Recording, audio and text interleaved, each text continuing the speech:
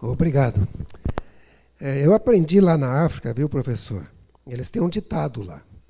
Eles dizem que nós aqui do Ocidente temos o relógio, mas os africanos têm o tempo.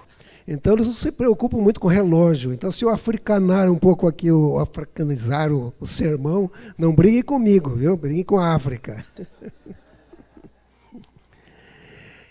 É interessante que cada país tem a sua cultura, a sua maneira de ser, né? Por exemplo, o horário de culto na Ucrânia, ele termina por volta de uma e pouco. E quando tem Santa Ceia, vai até as duas e pouco, sabe? E o povo, assim, fica presente. É interessante. E levam lá uma banana e na hora do almoço comem uma banana, entendeu? Que é uma coisa que foi moderna para eles. Eles não tinham banana na época do comunismo. Então, quando chegou banana, eles acharam aquilo fantástico, né? E é fácil de carregar, fácil de levar. Na África também o horário do almoço é 1h da tarde, então também o culto costuma se estender até perto de 1h. Mas eu sei que no Brasil, que é um pouquinho diferente. Mas acontece, né? Ontem, por exemplo, eu havia combinado de fazer um estudo numa vigília com um grupo que eu faço parte, com irmãos de diferentes lugares. Na verdade, os oradores de ontem, da vigília, eles chamaram de vigília, embora não era para ser tão tarde. A vigília, os oradores o primeiro foi da Espanha, o segundo foi do México, o terceiro estava em Santa Cruz, na Bolívia, o quarto fui eu, aqui do Brasil, e tinha um quinto, ainda que eu não me lembro de onde seria. Eu deveria ser o segundo, mas eles acabaram me colocando mais para frente, então eu fui dormir bastante tarde. E domingo passado, uma gripe começou assim, querer me atrapalhar a vida. E eu falei, senhor, tire essa gripe, porque eu preciso ter força para falar lá para o pessoal de Americanópolis. É a primeira vez que eles me convidaram. Se eu já falto nesse dia, não me convido nunca mais, né? E, graças a Deus, aqui estou. E espero não tossir muito. Se eu começar a tossir, já vi que tem uma água cristal aqui, né? Se é do lago de cristal, deve ser boa, não é verdade? Eu preparei aqui um PowerPoint. Eu espero que tenha mais power do que point, né? Power é o poder. Porque eu queria mostrar algumas fotos para vocês. Eu não sei se lá em cima eles puseram no pendrive que eu dei para eles. Pessoal do computador aí em cima, por favor. Pessoal lá de cima, da técnica. Vamos ver se vai funcionar aqui o nosso... sim, aí está. E eu pus aqui porque eu tenho alguns textos que eu gostaria de ler, e talvez não vou enxergar lá distante, e para virar para trás vai ficar mais difícil. Mas eu queria mostrar algumas fotos, vamos ver se funciona aqui. Já liguei. Aí, acho que vai ter que ser por lá mesmo, viu? Está passando, volta. Eu estava olhando aqui para o meu computador. Aqui. O costume. Vamos começar aqui. Olha aí, vocês pensam que está frio? Né? Aqui não está frio, não. Essa foto foi tirada na Ucrânia, em frente a um dos locais de trabalho nosso, no Instituto Humanitário Adventista. É a nossa faculdade de teologia e outros cursos que eles têm lá nesse local. Ali também fica um dos estúdios do Hope Channel, que seria a Novo Tempo de lá. E, como vocês podem ver, lá durante um bom tempo é bem geladinho, né? A temperatura mais baixa que nós pegamos lá, só para a curiosidade de vocês, foi 33 graus negativos. Não foi positivo, foi negativo. E eu me lembro naquela manhã, saindo para trabalhar, nós não tínhamos carro, porque eu dizia que eu era pastor turista, né? Porque eu não tinha um visto de trabalho. Então, eu não tinha como ter conta em banco, não tinha como ter... Eu tinha ali uma permissão de estar no país por um ano, e aí tinha que renovar cada ano. E a gente ia amassando neve. Mas foi uma benção, nós conhecemos bastante a neve, né? A próxima foto que eu vou colocar aí é a minha esposa saindo de manhã para o trabalho. Estava nevando bastante, a gente morava no fundo dessa casa. E eu me lembro quando a gente chegou, estava assim anoitecendo, A primeira vez que chegamos à nossa casa, a gente morava no fundo, e estava assim bem feio, sabe? As folhas tinham caído. Tem um filme antigo chamado Esqueceram de Mim, e tem uma casa assim muito feia, e minha esposa disse que olhou para aquela casa e falou assim, esqueceram de mim. Olha que casa horrorosa que eu vou morar. Mas quando entramos na casa, eles tinham preparado a casa com tanto carinho, né? Preparado o chão, reformado, comprado uma cama para a gente dormir. Ainda não tinha nenhum móvel na sala, mas tinha ali a geladeira, o fogão. A gente percebeu o carinho daquele povo. E nessa casa nós moramos por 2 anos aproximadamente, antes de mudarmos para outro local. Aí aparece o meu filho de costas e o local de trabalho que fomos depois de 2 anos, um outro estúdio, o estúdio da Hope Channel, que em ucraniano é chamado de Nadia Telekanal, e em russo, Nadezhda Telekanal.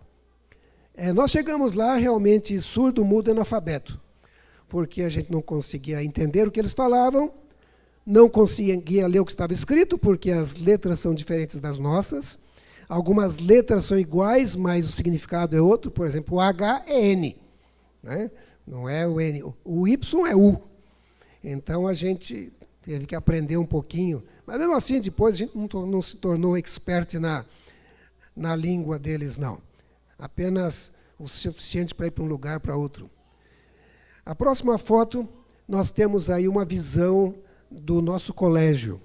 E do lado esquerdo existe ali um prédio, é a divisão euroasiática na Ucrânia. Na verdade, nós temos 2 sedes da divisão.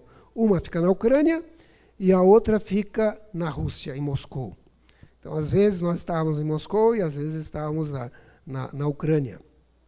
E posso imaginar com essa guerra como os nossos irmãos dos 2 lados estão se sentindo. Muito complicado, né? Passar o próximo aqui. Não foi? Opa, agora foi. Para não dizer que tem sempre neve, né? Tem essa estação do ano que é muito bonita, a estação em que as folhas ficam secas, avermelhadas, e é um período bastante bonito. Esse era o caminho que a gente ia para a nossa casa, um lugar bastante tranquilo, sossegado. A gente gostava de caminhar por aí. Havia um parque próximo, que era um lugar muito tranquilo. E a igreja é bastante atuante ali. Não tem muitos membros, como temos no Brasil, e às vezes os batismos acontecem até dessa forma, né? É um batismo assim bastante fervoroso e aquecido no coração só, né? Existe uma crença, um costume da igreja ortodoxa, que quando você se batiza no gelo, aí é para valer mesmo, entendeu? E algumas pessoas pedem para ser batizado dessa forma. E os pastores batizam, né? Nós temos aqui nessa foto a nossa igreja central, num dia em que está cheia, não é? Na verdade, todo sábado nós tínhamos bastante pessoas. Nós frequentamos essa igreja em Kiev durante algum tempo. Mas existe uma outra igreja. Essa igreja é a maior igreja adventista e a maior igreja protestante da Ucrânia. E tem uma história interessante, porque logo após o comunismo cair e alguns pregadores começarem a vir para a Ucrânia e os países comunistas e levarem a mensagem, o pastor John Carter fez uma série de conferências tremenda nesse lugar, e foi o maior batismo da história da Ucrânia. Batizaram-se quase 3.500 pessoas de uma vez. Existe um rio chamado Rio Dnipro, que passa no centro da cidade, e o batismo foi nesse rio. E aí tinha que construir uma igreja para pôr o povo. E foi construída essa linda igreja na praça, numa das praças ali. Aqui uma outra foto. Nós também fizemos algumas gravações ali. Aqui está uma gravação de um musical de Natal, feito pelo Hope Channel da Ucrânia. Sabe, Deus atuou de forma tão impressionante na Ucrânia. A Ucrânia é o único país pós-soviético onde existe um canal religioso. Nenhum país tem canal religioso. E A Romênia, que também fez parte, também tem um canal religioso. Bom, em Moscou nós temos, mas não é um canal aberto. Tem a licença, mas ainda não foi colocado no satélite. E sabe, parece que é uma coisa do bem contra o mal, porque a Ucrânia era um país livre. As religiões podiam pregar à vontade. Cristo podia ser pregado sem problema. E aí aconteceu o que ninguém esperava, né? Uma guerra onde dezenas, milhares de pessoas foram mortas. Essa guerra, na verdade, começou em 2014. Nós estávamos ainda lá, quando começou uma revolta na praça central da cidade. Essa revolta foi aumentando. A guerra foi mais para o leste do país. E nós tivemos uma reunião com os missionários que estavam lá, que era eu e minha esposa do Brasil, havia um outro da Argentina e havia um outro das Filipinas. Não me lembro se tinha mais alguém. E nós reunimos e falaram assim, vamos embora ou a gente fica? E alguns disseram, melhor ir embora. E outros disseram, não, vamos esperar. Quer dizer, mas esperar até quando? Até fechar as fronteiras e não tiver mais como escapar daqui? Mas a gente decidiu ficar. E a minha esposa mantinha ali uma mala próximo à porta, caso precisasse ir embora. Mal sabíamos nós que numa guerra de verdade você não consegue levar quase nada. Aqui, por exemplo, nessa foto, você vê como os prédios ficam destruídos, não é? E para quê? Para nada. O diabo deve estar muito feliz com o que ele tem feito ali. E quando eu olho esse local, isso é em Bucha, onde fica a nossa faculdade, a nossa universidade. E onde a gente passava muitas vezes. Hoje existe ali morte, destruição e tristeza. Quantas pessoas fugiram? Milhões de pessoas se refugiaram na Polônia, na Romênia, na Moldávia, fugindo para outros lugares, né?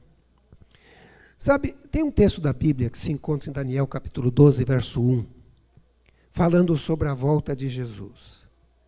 E esse texto diz assim, e naquele tempo se levantará Miguel, o grande príncipe, que se levanta a favor dos filhos do teu povo.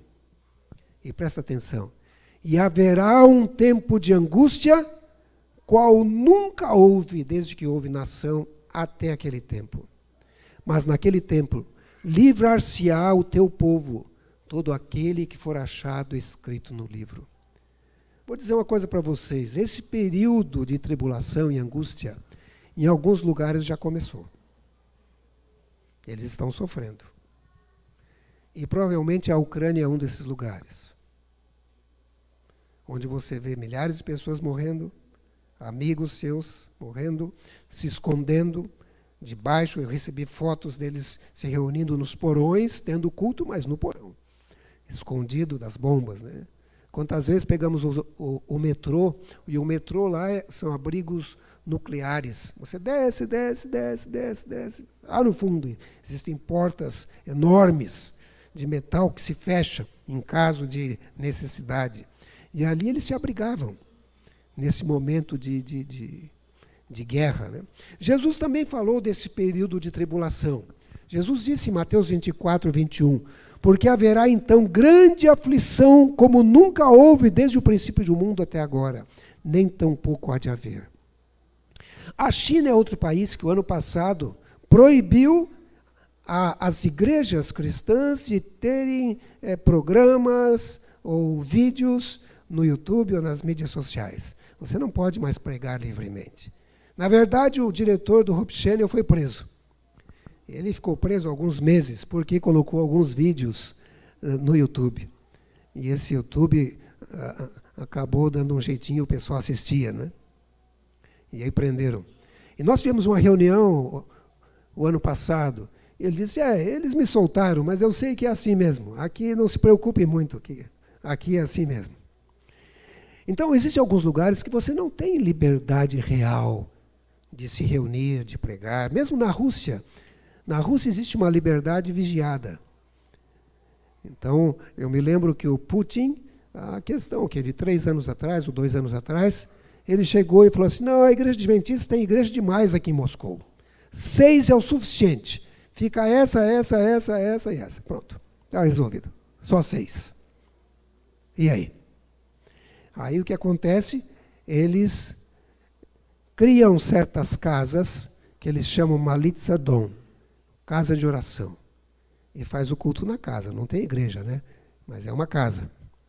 A casa de alguém, como no passado.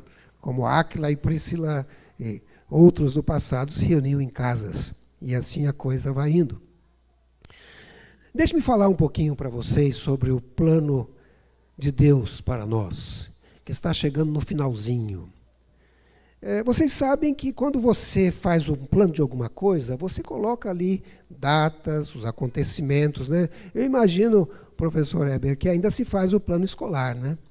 Então, quando você faz o plano escolar para o ano, você põe ali as provas, a data das provas, dos feriados, da recuperação, das férias e tudo mais. E você vai seguindo esse plano. Algumas vezes tem que fazer alguma adaptação aqui e acolá, mas antes de criar o mundo, Deus já havia feito um plano. Nós chamamos este plano de plano da redenção, ou plano de salvação. E no plano de Deus, tudo estava predito. E eu gosto de colocar as coisas numa linha de tempo, porque fica fácil da gente entender. Deus se comunica com o homem muitas vezes baseado no tempo que ele criou para nós. Porque o nosso tempo é diferente do tempo de Deus. Deus não tem tempo, ele é eterno. E na verdade o tempo da Terra é diferente do tempo de algum outro planeta. Deus criou o nosso tempo. E ele se comunica conosco no nosso tempo. Ele chega para o povo de Nínive e fala assim, daqui 40 dias, se vocês não mudarem, isso aqui vai deixar de existir. Ele chega para um Jeremias e fala, Jeremias, fala para o povo vai ser preso, vai ser levado para a Babilônia, mas depois de 70 anos, o povo volta. Ele chega para Noé e fala, Noé, entra na arca. Mas não vai chover imediatamente, não. Vai levar ainda 7 dias. Mas fica quietinho lá. Depois de 7 dias vai chover 40 dias e 40 noites. Veja, Deus avisando, inclusive, detalhes de tempo. Talvez para tranquilizar a Noé, outras vezes para chacoalhar alguém, no caso dos ninivitas, né? E tem um detalhe no tempo de Deus. Existe um sistema de encomenda nos Estados Unidos chamado Just in Time. É quando você quer mandar um SEDEX, aqui a gente fala SEDEX, né, para um lugar, e você fala, mas eu preciso disso aqui amanhã até às 3 da tarde. Eu falo, então você tem que mandar por Just in Time. Você põe o tempo que você quer. E aí vai chegar até às 3. Você paga um pouco mais, mas eles vão dar um jeito de entregar naquele período, né? A não ser que seja um lugar que não tenha como fazer tão rapidamente assim. Aqui nós temos acho que é SEDEX hora certa, alguma coisa assim. Tem um SEDEX também que funciona. O SEDEX hoje, né? Nas capitais funciona. Você entrega hoje, de manhã, e até à tarde vai chegar no lugar, né? Sabe, Deus é esse tipo de pessoa. É o just in time, ou na hora certa. Existe um texto do Desejado das Nações, quero ler com vocês, talvez seja difícil de ler ali, mas diz assim, mas como as estrelas no vasto circuito de sua indicada órbita, os desígnios de Deus não conhecem adiantamento nem tardança. É na hora certa. Se ele diz que vão ser 7 anos de fartura, não vai ser 8, não vai ser 6. Vai ser 7. Se ele diz que vai ser 7 anos de fome, serão 7 anos de fome. Se ele diz que não vai chover 3 anos e meio, não vai chover 3 anos e meio. Deus é perfeito e é preciso. E quando a gente lê o finalzinho desse texto em amarelo, diz assim, assim nos divinos conselhos fora determinada a hora da vinda de Cristo, falando da primeira vinda de Jesus. Quando o grande relógio do tempo indicou aquela hora, Jesus nasceu em Belém. Olha, Jesus tinha uma data para nascer, estava no plano. E quando o relógio divino disse, olha, chegou o momento, Jesus nasceu. veio a essa terra, nasceu em Belém. E a Bíblia diz em Gálatas 4:4, mas quando chegou a plenitude do tempo, Deus enviou seu filho nascido de mulher, nascido debaixo da lei. Se você ler esse mesmo texto na Bíblia, na linguagem de hoje, diz assim, mas quando chegou o tempo certo, Deus enviou seu próprio filho, que veio como filho de mãe humana e viveu debaixo da lei. Ou seja, Jesus nasceu no momento exato que Deus tinha planejado. Ele não ia nascer na época de Moisés, ele não ia nascer na época de Daniel. Tinha uma data para Jesus nascer. Tinha um período exato para Jesus nascer. E ele cumpriu este plano divino, esse plano de Deus, não é? Sabe, a minha Bíblia, eu costumo escrever assim em alguns lugares, porque aparece Deus avisando. E aí eu coloco assim, Deus avisou. Por exemplo, Jeremias falando dos 70 anos, eu escrevo lá do lado, Deus avisou. Lá na frente eu vejo Daniel conversando com Deus, falando, Senhor, os 70 anos já passaram. Daniel capítulo 9. E aí Deus fala, é verdade, o povo pode ir, capítulo 10. Né? E aí eu coloco lá assim, Deus cumpriu. Deus sempre avisa. Na verdade, a Bíblia diz o seguinte, deixa eu pôr o próximo texto, é o texto de Amós 3, verso 7. Diz assim, certamente o Senhor soberano, ou Senhor Deus, não faz coisa alguma sem revelar o seu plano aos seus servos, os profetas. Deus sempre avisa o que vai fazer. É o jeito dele. Ele chega para Moisés e fala, Moisés, vocês vão ficar 40 anos aqui no deserto. Ele avisa, antecipadamente. Ele chega para o povo de Israel, ali Josué, e fala, você vai ter que dar 7 voltas aqui ou 7 dias dando volta nessa cidade. Mas depois a cidade vai cair. Então, Deus avisa o que ele vai fazer. É próprio dele. E falando sobre o primeiro advento, o grande conflito assim menciona. No tempo do primeiro advento de Cristo, os sacerdotes e escribas da santa cidade, a quem foram confiados os oráculos de Deus, poderiam ter discernido os sinais dos tempos e proclamado a vinda do prometido. Olha, os sacerdotes, eles poderiam ter feito isso e não fizeram. O que mais que fala nesse texto? A profecia de Miqueias designou o lugar do seu nascimento. Em Miqueias 5, verso 2. E eles sabiam, porque se lembram quando os reis magos vieram conversar com Herodes? E Herodes foi perguntar para eles, eles falaram assim, não, a Bíblia diz que ele vai nascer em Belém. Mas eles não tiveram a curiosidade de ir junto com os magos para ver se isso era verdade. Parece que o coração estava endurecido ou não estavam interessados. Continua a leitura. Daniel especificou o tempo em que viria, na profecia de Daniel 9, verso 25. Deus confiou essas profecias aos dirigentes judeus e estariam sem desculpa se não soubessem nem declarassem ao povo que a vinda do Messias estava às portas. Sua ignorância era o resultado da pecaminosa negligência. Eles tinham que ter anunciado, mas não fizeram isso. E o que eles deviam fazer? Ellen White diz, com profundo e reverente interesse, deveriam encontrar-se a estudar o lugar, só o lugar? Não. O tempo, só o tempo? Não. As circunstâncias do grande acontecimento na história universal. A vinda do Filho de Deus para cumprir a redenção do homem. Todo o povo deveria ter estado a vigiar e esperar para que pudessem achar-se entre os primeiros a dar as boas-vindas ao Redentor do mundo. Esse texto também serve para a gente, viu? Tanto é que ela diz o seguinte, mais à frente. Que lição encerra a maravilhosa história de Belém. Quanto ela reprova nossa incredulidade, nosso orgulho e amor próprio. Quanto nos adverte a nos precavermos para que não aconteça que pela nossa criminosa indiferença deixemos também de discernir os sinais dos tempos e, portanto, não conheçamos o dia de nossa visitação. Sabe, hoje em dia, as coisas estão acontecendo. Nós estávamos lá em Nairobi quando os aviões pararam de voar. E eles passavam em cima da minha casa. E agora não tinha mais avião. E eu falei, será que eu vou ficar aqui para sempre agora? Né? Não vou poder mais voltar para o Brasil?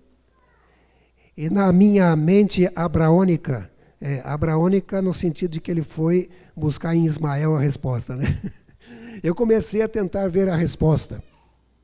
Eu falei, bom, talvez se eu for para o norte, eu chego em Addis Abeba, na Etiópia. Lá os aviões estão voando ainda. E de lá eu consigo chegar no Brasil. Mas é uma viagem de 2.000 quilômetros. E tem, assim, muitos lugares ainda não muito, vamos dizer assim, para ser agradável, não muito legais, né?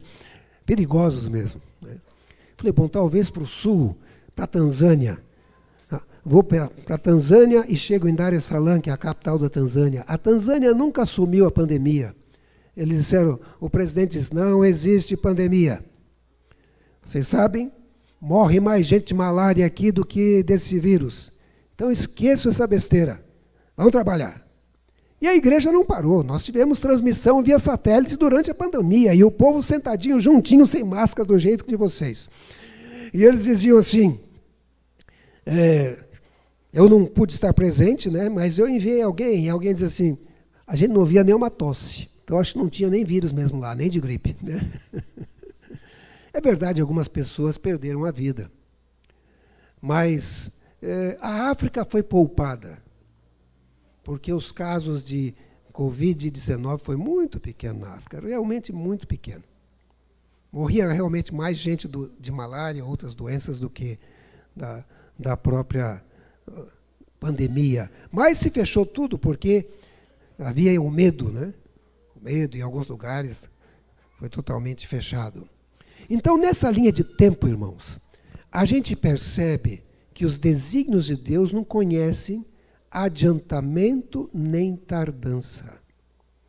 A Bíblia diz que Deus tem um dia com o qual ele virá julgar o mundo. Não, eu não sei a data, mas talvez vocês saibam. Eu vou perguntar daqui a pouco para vocês. Aí vocês me digam a data exata. Né? E no caso da primeira vinda, quando o grande relógio do tempo indicou aquela hora, Jesus nasceu em Belém. Foi o nascimento de Jesus. Né? Olhem, como eu disse para vocês, Jesus tinha data para nascer, data para ser batizado. Quando você lê ali o livro de Lucas, você vê que essa data é muito bem marcada. No início do livro de Lucas, diz ali no 15º ano de Tibério César, quando tal pessoa era o sumo sacerdote, Herodes era isso, outro Herodes era aquilo. Quando você põe tudo junto, fala, ano 27. Esse era o ano do batismo de Jesus. Jesus tinha data para morrer. Lembram-se na Bíblia, quando ele vai caminhando, e os discípulos falam assim, vamos lá para Jerusalém? Ele falou assim, não, minha hora ainda não chegou. Aí chega um momento, ele fala assim, vamos lá para Jerusalém. Falo, mas agora é perigoso. Ele fala assim, chegou a hora. Agora é para ir mesmo. Porque ele tinha uma hora para morrer também, dentro do plano. Né? E esse plano era conhecido, de acordo com 1 Pedro, desde a fundação do mundo, ou desde a criação do mundo. Sabe, existem cerca de 300 profecias a respeito da vida de Jesus. Na verdade, o pastor Pinho, em seu livro, diz que são 330. Como eu não contei, não posso dizer se realmente são 330. Mas são mais de 300. Né? E com respeito à profecia da segunda vinda, quantas profecias existem? Bom, eu também não contei, mas eu fui na internet e o tio Google diz que tem 1845 vezes. Você pode contar, mas eu sei que são muitas, né? Muitas vezes. Profecias a respeito da segunda vinda de Jesus. E olha o que Ellen White fala no livro Eventos Finais. Ergam os vigias agora a voz e deem a mensagem que é verdade presente para esse tempo. O que é verdade presente? Vocês sabem? Verdade presente é mais ou menos o seguinte. O professor de ciência está aqui para a aula E hoje vai ter um eclipse solar. E a eclipse vai acontecer às 11 horas. E aí vai dando a hora, falta 5 para as 11, e um aluno fala, professor, é hoje o dia da eclipse. A gente não vai ver? E ele fala assim, fica quieto aí que eu estou ensinando aqui outra coisa. Estou falando aqui sobre biologia e outra coisa. Mas, professor, está chegando, vai ter o eclipse. Ele falou assim, fica quieto, você está atrapalhando minha aula, rapaz. Ou seja, qual é a verdade presente para aquele dia? A eclipse. Mas o professor não está aproveitando a verdade presente. Né? E qual a verdade presente para hoje? Diz aqui, mostremos ao povo onde nos encontramos na história profética. Porque a Bíblia, irmãos, é uma linha de tempo. Começa no Gênesis e vai até Apocalipse. Na verdade, começa em Apocalipse capítulo 12, onde fala de um período anterior à criação da Terra. Fala sobre a queda de Lúcifer. Né? E ela vai de Gênesis até Apocalipse e passa essa linha do tempo, chegando inclusive 1000 anos depois. Porque é um período de milênio, de 1000 anos, nos quais os salvos estarão no céu. E dentro dessa linha de tempo, deixa eu ver aqui, fica melhor assim. Vamos supor que aqui é a criação, tá bom? Aqui é a criação, livro de Gênesis. E aí você vai, Gênesis, Êxodo, Levítico, e vem vindo e tal, tal. E aqui é Apocalipse, na árvore da vida aqui. Né? Aqui então seria o Apocalipse, a volta de Jesus. Agora vem a pergunta que eu ia fazer para vocês. Nós temos um período aqui longo, não é? Dentro desse período eu estou vendo lá, a volta de Jesus está lá. Os discípulos olhavam para lá, né? Para a segunda vinda. Paulo olhava para lá, para a segunda vinda. João olhava para lá, para a segunda vinda. Nessa linha do tempo, vocês acham que a gente já andou 50%? Só falta 50% para a volta de Jesus. O que vocês acham? Mais para lá um pouquinho? Então vou andar um pouquinho mais. 70%. O que vocês acham? É mais ainda? Vou pôr 80%. É mais ou menos? Olha, professor, o povo sabe a data da volta de Jesus. Vocês estão me empurrando para a árvore da vida aqui, né? E eu nem falei nada. Eu comecei a estudar esse assunto da linha do tempo, mas eu não fui o primeiro. Existe um pioneiro adventista chamado John Nevin Andrews. O nome dele deu origem à faculdade que nós temos nos Estados Unidos, a Universidade Andrews. Ele foi também o primeiro missionário adventista. E ele escreveu alguns artigos na revista Adventista com o tema A Grande Semana do Tempo, onde ele procurava colocar essas profecias numa linha de tempo. Claro que na época dele, ele fez em parte isso. E eu comecei a estudar essas profecias, lá pelos anos 2000, 2000 e pouco, colocando numa linha de tempo. E eu descobri algo interessante, sabe? Se você estuda, por exemplo, Daniel capítulo 2, e só para concentrar nesses dois livros, Daniel e Apocalipse. Se você estuda o livro de Daniel, e a primeira profecia que aparece ali é Daniel capítulo 2, você tem aquela grande estátua, lembra-se dessa profecia? Cabeça de ouro. Na verdade, o livro foi escrito, a visão foi dada no ano 602 a.C. Portanto, 2.500 anos antes de... 2.500 anos a partir da nossa data, aproximadamente. E naquela época, esse sonho simbolizava o futuro. O rei Nabucodonosor e Daniel viu o que ia acontecer no futuro. Na verdade, se você ler a Bíblia em Daniel capítulo 2, verso 45, na Bíblia, na linguagem de hoje, diz assim: ó rei, o Deus soberano está mostrando para o rei o futuro. Então nós temos a cabeça de ouro, Babilônia. Depois temos o peito e os braços de prata, Medo-Pérsia. Depois nós temos assim o ventre de bronze, a Grécia. Depois nós temos as pernas de ferro, Roma. E depois nós temos os pés divididos em parte de barro e ferro. Os países se dividiram no ano 476 de nossa era. Dividiram primeiro em 10. E depois as divisões foram aumentando. E desde o ano 476 da nossa era, estamos esperando a última parte desse sonho. Qual a última parte? Uma pedra. Que simbolizava a pedra? A volta de Jesus. Eu falei, nossa, então Cristo não podia ter voltado antes do ano 476. Porque já tinha uma profecia que diz que ia dividir e tudo mais. Quem sabe por essa profecia ele poderia ter voltado no ano 500, no ano 600, no ano 700. Mas não antes disso. Você continua estudando as profecias? Existem outras, mas eu fui para a profecia do capítulo 7. É uma profecia assim meio zoológica, né? Aparecem vários animais estranhos, diferentes. Mas é a mesma linha do tempo com alguns detalhes a mais. Primeiro um leão, simbolizando Babilônia. Depois que vem um urso, simbolizando a Medopérsia. Só que tem detalhes a mais, vocês vão ver que o urso, um lado é mais alto, tem 3 costelas na boca, tudo isso tem um simbolismo, mas hoje eu estou dando aqui uma overdose de profecia. Não mata não, viu? Não se preocupe. É uma overdose sagrada. Né? Pondo as profecias rapidamente num curto período de tempo para terminar até as 4 da tarde. Não, estou brincando. Depois do urso vem o quê? O leopardo, com 4 cabeças, simbolizava que Grécia ia dividir em 4 generais, 4 reinos. Né? Depois da Grécia vem o quê? Um animal terrível, espantoso, Roma. E também ali os dentes são de ferro, como na estátua. Aí tem 10 chifres, as divisões. Mas parece um dado a mais. Um chifre pequeno que derruba 3 chifres. E a Bíblia agora coloca um período de tempo de 1260 anos, que terminou em 1798.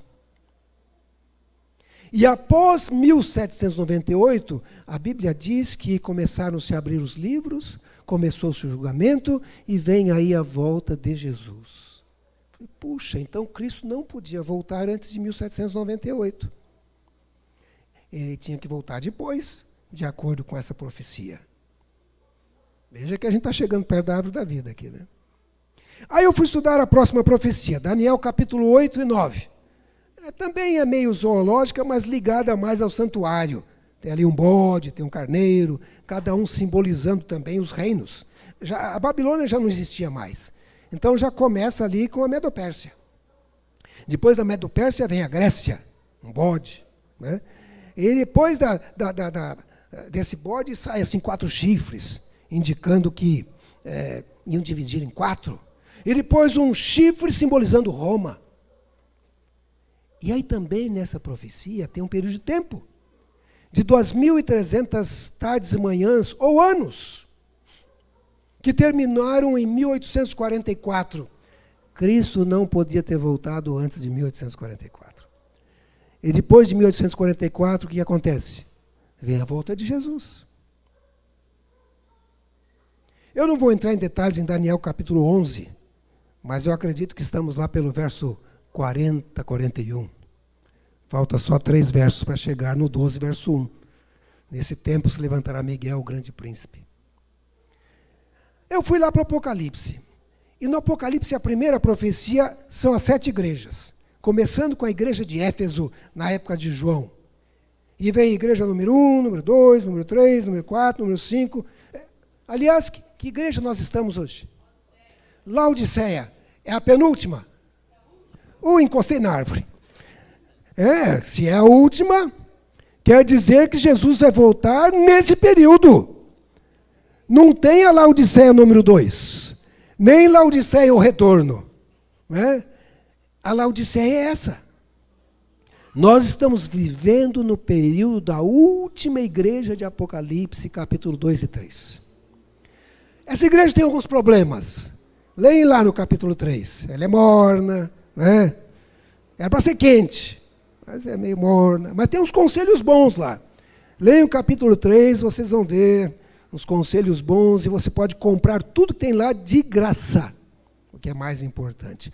Mas a próxima profecia, irmãos, é os 7 selos. São 7 selos no Apocalipse, começando com aqueles cavalos. Lembra dos cavalos? O primeiro cavalo, o início da igreja, um cavalo branco, puro. Aí a coisa vai ficando pior, não é? O cavalo vai ficando vermelho, até que chega uma hora o cavalo fica doente. Né? A coisa vai ficando tão ruim, e nós chegamos num período do 6º selo. E estamos vivendo no período do 6º selo. Por quê? O que é o 7º? É a volta de Jesus. Então nós estamos assim no 6º selo, aguardando apenas os últimos acontecimentos para a volta de Jesus. É impressionante, quando a gente estuda as profecias, a gente percebe o tempo em que a gente está vivendo. Hoje em dia, as profecias que pareciam impossíveis de serem cumpridas, hoje está tão simples. Tudo está preparado, tudo está arranjado. Vocês estão ouvindo aí, não estão ouvindo? A não ser que vocês estão fechando os olhos e fechando os ouvidos. Acho que vocês já ouviram alguma coisa sobre Domingo Verde, não é? Acho que já ouviram. Acho que já ouviram também que cada vez mais o dinheiro vai desaparecendo. E você começa a usar os meios digitais e chega uma hora que alguém simplesmente pode bloquear você e você não pode nem comprar, nem vender. Isso não diz nada a você. Sabe, eu relutei muito em pôr a minha mão lá no Bradesco para pegar e receber aquele sinal. Falei, puxa vida, mas será que tem alguma coisa a ver, né? Mas a verdade é a seguinte, né? Hoje é muito fácil colocar mesmo um sinal físico em alguém, mesmo sendo levemente invisível, sob a pele. Ou seja, tudo está planejado e as coisas vêm se cumprindo paulatinamente. Eu queria terminar com vocês, porque senão eu vou fazer igual os ucranianos, né? Eu pus aqui vários slides, mas eu preferi falar porque aí é mais rápido. Eu nem sei se vou conseguir, mas eu vou ler aqui para vocês alguns textos finais. Ellen White, ela tem alguns textos. O primeiro texto que eu gostaria de ler de Ellen White diz o seguinte: Desejar a todas as nações, página 446. Alguns há que pretendem conhecer o próprio dia e a hora do aparecimento do Senhor. Muitos zelosos são eles em delinear o futuro, mas o Senhor os advertiu a sair desse terreno. O tempo exato da segunda vinda do Filho do Homem é mistério de Deus. O que diz aqui? O tempo exato da vinda do Filho do Homem é mistério de Deus. Mas sabe, Ellen White também diz que vai chegar um momento, está em Primeiros Escritos e também em Testemunhos Seletos, em que ela diz que o próprio Deus vai falar para o povo que está selado o dia e a hora da sua vinda. Porque Deus não faz nada sem avisar antes. E ele vai dizer o dia e a hora da sua vinda. Mas olha o que Ellen White diz no livro Desejar a Todas as Nações. Cristo deu sinais de sua vinda. Declara que podemos conhecer quando ele está perto, às portas. Então existem sinais. É possível saber se a volta de Jesus está próxima. Eu não sei se vou conseguir passar rapidamente, mas vou tentar passar para tentar chegar aqui no texto, porque eu pulei aqui uns slides. Esse texto está no Grande Conflito, na página 370. Algumas versões na página 371. Deixa eu passar as igrejas aqui, passar os selos, estamos chegando aqui no texto. Opa! Agora já foi demais, é esse aqui. Opa, mais um. Esse mesmo. Diz assim: conquanto ninguém saiba o dia ou a hora de sua vinda, somos instruídos quanto ao quê? A sua proximidade. E isso nos é exigido saber. Você precisa saber da proximidade da volta de Jesus. É uma exigência, diz a profetisa. Demais, é-nos ensinado que desatender a advertência ou recusar saber a proximidade do advento do Salvador, ser-nos-á tão fatal como foi aos que viveram nos dias de Noé, o não saber quando viria o dilúvio. Ou seja, Você saber a proximidade é uma exigência divina. E sabe, Ellen White diz que quando você investiga as profecias, você pode saber que está próximo. E a gente precisa estudar essas profecias. Ellen White tem vários textos, irmãos, em que ela fala uma coisa muito interessante. Eu queria só mencionar aqui algo para vocês que aconteceu comigo em 2005. Eu estava na cidade de St. Louis, nos Estados Unidos. Estava acontecendo ali as reuniões da Conferência Geral. E aí eu vi esse livro para vender. Eventos finais da profecia bíblica. E estava escrito assim embaixo: 6.000 anos se completando. Você está pronto? Eu falei, mas o que é esse negócio aqui de 6.000 anos estão se completando? Porque eu estou estudando esse assunto. E aí eu comprei o livro. Na verdade, o livro tinha algumas citações de Ellen White. E Ellen White tem dezenas de citações em que ela menciona que o período de graça para esse planeta seria de 6.000 anos de pecado. Ou seja, o pecado reinaria neste planeta durante 6.000 anos. E depois viria o 7º milênio, que seria o milênio de descanso. Como foi a semana de trabalho, e temos o 7º de descanso. Foi isso também que Andrews estudou naquela época. Existem vários textos. Talvez eu leia apenas um deles para vocês. Eu pus, acho que 3 aqui no PowerPoint. Talvez esse aí.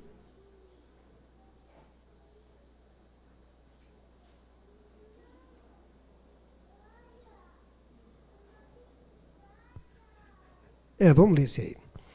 O Grande Conflito, página 679.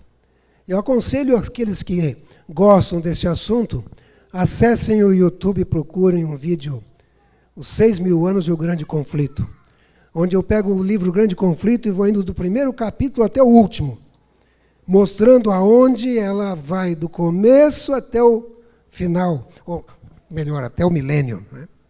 Diz ela o seguinte: está para sempre terminada a obra de ruína de Satanás. Durante 6.000 anos efetuou a sua vontade, enchendo a terra de miséria e causando pesar por todo o universo. A criação inteira tem igualmente gemido e estado em dores de parto. Agora, depois dos 6.000 anos, as criaturas de Deus estão para sempre livres de sua presença e tentações. Já descansa, já está sossegada toda a terra, exclamam os justos com júbilo. E uma aclamação de louvor e triunfo sobe de todo o universo fiel. A voz de uma grande multidão, como a voz de muitas águas, e a voz de fortes trovões é ouvida dizendo: Aleluia! Pois o Senhor Deus onipotente reina.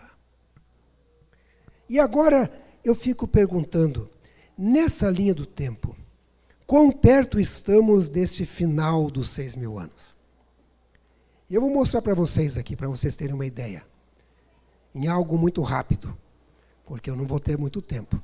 Na verdade, eu escrevi um livro sobre o assunto chamado Chegou a Hora, e o livro tem 335 páginas, então não é possível ler as 335 aqui para vocês. Né?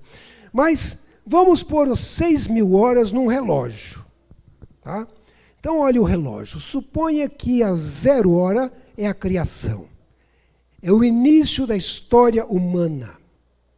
E aí, a 1h50, a morte de Adão, com 930 anos. Depois, às 3 horas, nós temos o dilúvio, aproximadamente 2.500 anos de Cristo, 1656 da criação do mundo. Às 4 horas, nós temos Abraão, surge no cenário, ano 2000 a.C., aproximadamente. Às 5 horas, nós temos o Êxodo, ano 1500 aproximadamente, quando Moisés leva o povo de Israel do Egito para o deserto e para Canaã. Às 6 horas, Davi, 1000 anos antes de Cristo, o reino de Davi começa lá em Israel. Às 7 horas, nós temos Daniel, ano 500 antes de Cristo. Depois, às 8 horas, é o tempo de Cristo. Cristo nasce, vive aqui na terra, pega, morre e ascende aos céus. Às 9 horas, nós temos o sistema papal no ano 538, assumindo o controle político e religioso do planeta, por um tempo determinado na Bíblia, de 1260 anos. E depois, em Apocalipse 13, continuaria esse poder também. Depois, às 10 horas, nós temos a Idade Média. Uma época difícil, de perseguições. Às 11 horas, temos a Reforma, com Lutero e outros, no ano 1500.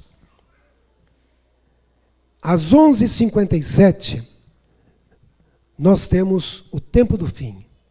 Começa em 1798, quando termina aquele período profético dos 1260 dias.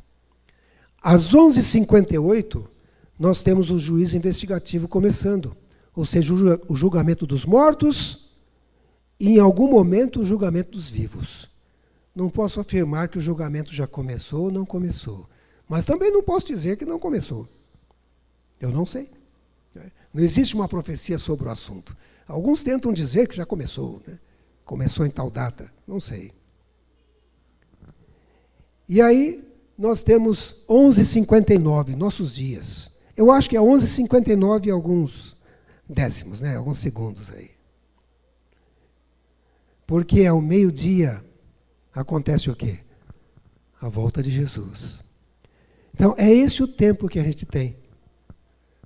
Nós estamos aqui encostando nos galhos da árvore da vida. E você está fazendo o quê? Qual é a sua preocupação? Quem tem sido o seu companheiro nesses últimos dias? Porque não dá para a gente perder muito tempo mais com coisas dessa terra, né? Muito em breve. E eu acredito que esta é a última geração. Nós estaremos olhando para o céu. E não é para ficar preocupado, não. O livro de Lucas diz que ao começarem a acontecer essas coisas, devemos fazer o quê? Erguer a vossa cabeça e olhar para o céu, porque a vossa redenção se aproxima. Não é? Existe um texto da Bíblia que eu li essa semana, e eu até falei para o professor Heber, esse texto pode ser um texto base, mas é o texto para o final. Muitas pessoas usam esse texto como texto para casamento entre pessoas de uma religião e pessoas de outra religião. 2 Coríntios capítulo 6, 14 a 18, deixa eu pôr lá na tela. Diz assim: não se ponham em julgo desigual com descrentes, pois o que tem em comum a justiça é a maldade. Mas pense nisso no lado espiritual. O que comunhão pode ter a luz com as trevas? Que harmonia entre Cristo e Belial? Que há de comum entre o crente e o descrente? Que acordo há entre o templo de Deus e os ídolos? Pois vocês são, santuário do Deus vivo. Como disse Deus, habitarei com eles, e entre eles andarei. Serei o seu Deus, e eles serão o meu povo. Portanto, saiam do meio deles e separem-se. Apocalipse diz assim: sai dela, povo meu. Não toquem em coisas impuras, e eu os receberei. E eu lhes serei pai, e vocês serão meus filhos e minhas filhas. Tem coisa melhor do que estar com o Pai? Mas o Pai Celeste, a gente não tem ideia disso. Vocês têm ideia? Eu não tenho. É um negócio fantástico, impressionante. É um Pai que tem condição de dar para você o que você pedir. Você fala: pai, sabe o que é? Eu estava com vontade de falar chinês hoje. Ah, não tem problema, meu filho. Deixa eu encostar na tua cabeça aí. Pronto, está falando. Já? Já. Pode começar a falar. É aquele que chega para um morto e enterrado e cheirando mal e fala assim: Lázaro, vem cá. E o Lázaro vem. Infelizmente eu não tenho esse poder, mas o Pai tem. O Pai tem o poder de fazer um milagre na nossa vida. Transformar a mente, o coração, perdoar pecados. E você está esperando o quê? Não tem muito mais tempo, não. Estamos chegando ali na árvore da vida. Existe um hino que a gente canta em praticamente todos os lugares. E cada lugar na língua deles. Quando eu viajo e vejo eles cantando esse hino, me chama a atenção. Que é o hino 134. Eu vou chamar o grupo de louvor para cantar com vocês também. É o hino Breve Virá. Ele fala muito ao meu coração, porque eu trabalhei na Voz da Profecia praticamente 20 anos. E eu via o ardor daqueles pastores. Eu trabalhei ainda na época do pastor Roberto Rabelo, quando ele ia lá no nosso escritório. E eu via a vibração daquele homem pela volta de Jesus. Depois veio o pastor Conrad, pastor Carnassali, pastor Ronaldo.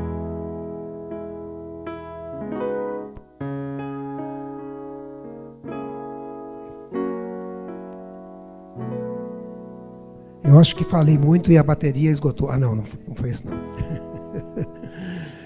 Vejam vocês, cada um deles anelando a volta de Jesus. Os cantores, o quarteto, e quantas vezes eu viajei com eles, né? Eu lembro do pastor Montando uma vez falando assim, sabe, eu faço um apelo e eu falo, não vai vir ninguém, porque o meu apelo é muito fraco. Mas é o Espírito Santo que age, porque eu vejo as pessoas vindo à frente. Não é a voz da profecia, não é o quarteto, é a voz da profecia, a voz de Deus, não é?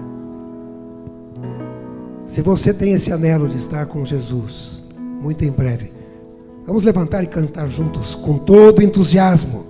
O entusiasmo de estar tocando na árvore da vida. O hino 134.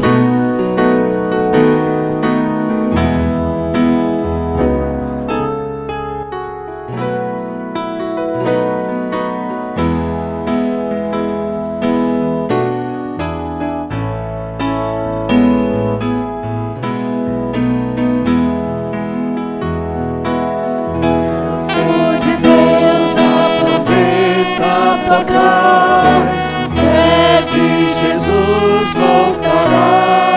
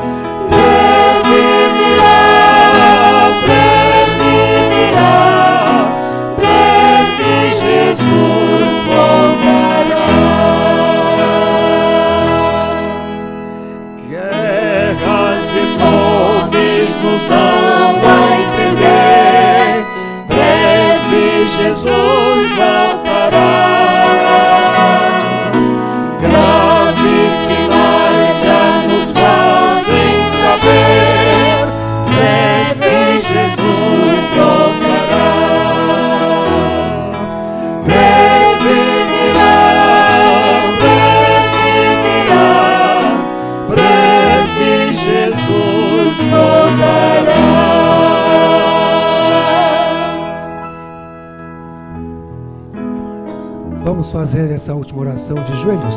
Aqueles que puderem, se ajoelhem.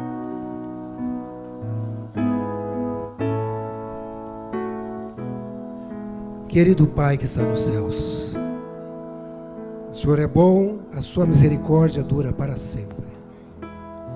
O teu povo está aqui reunido, ajoelhados, aqueles que puderam. O Senhor conhece a cada um de nós, sabe o nosso nome, aonde moramos, aonde trabalhamos, aqueles com os quais nos relacionamos. O Senhor sabe os nossos defeitos, os nossos problemas. E nesse momento, Senhor, quero entregar diante de Ti a igreja de Americanópolis. Aqui estão os Teus filhos. Eles creem no sangue do Cordeiro. Por isso, purifique, limpe, transforme. Aumente a nossa fé. Nos dê sabedoria. Nos ajude a sermos sábios para estarmos preparados no dia da Tua vinda. Nós sabemos que isso vai ocorrer em breve, porque o Senhor prometeu. O Senhor disse, certamente cedo venho. O Senhor disse, virei outra vez. E o Teu povo acredita. O Teu povo crê. Nos dê fé, nos dê esperança. Nós vamos agora nos dividir. Mas que o Teu Espírito esteja ao nosso lado. Que os Teus anjos nos acompanhem. Que Satanás não tenha nenhum poder sobre a vida dos Teus filhos aqui em Americanópolis. Que essa igreja seja uma bênção nas Tuas mãos. E que mais pessoas possam aceitar essa mensagem para esse dia glorioso da breve vinda de Jesus. Também estarem olhando para os céus e dizendo, este é o Senhor que estávamos aguardando e Ele veio para nos buscar. Muito obrigado, meu Pai. Muito obrigado, Jesus. Muito obrigado, Espírito Santo. Te pedimos o doce nome de Jesus. Amém.